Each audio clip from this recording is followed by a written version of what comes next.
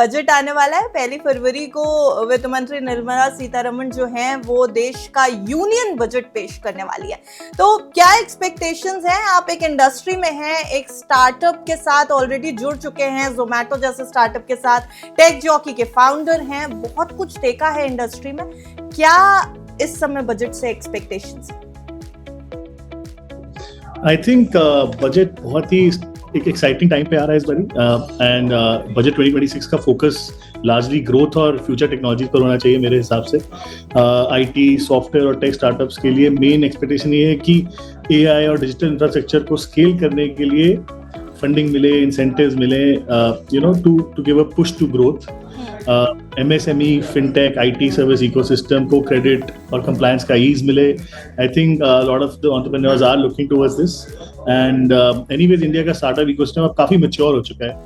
Estimates के हिसाब से I think India का SaaS company base approximately 2030 तक $50 billion प्लस का revenue क्रॉस करने की expectation रख रहा है. आज की डेट में 20-25 है, 25 बिलियन के आसपास. So it's a major jump. And therefore budget 2026 को इस ग्रोथ को क्लियरली सपोर्ट करना चाहिए. That's the expectation.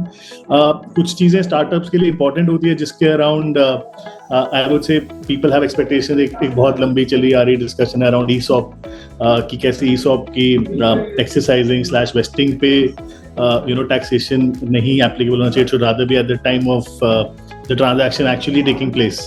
जिस टाइम ट्रांजैक्शन हो उस टाइम वो टैक्स गैम्बिट में आए. बिकॉज एम्प्लॉयज के लिए at the time of wasting और at the time of exercising अगर टैक्स भरना पड़े तो इट्स क्वाइट अ पेन, तो उनके लिए काफ़ी लोड हो जाता है. तो लेट्स सी, उसके ऊपर काफ़ी एक्सपेक्टेशन है.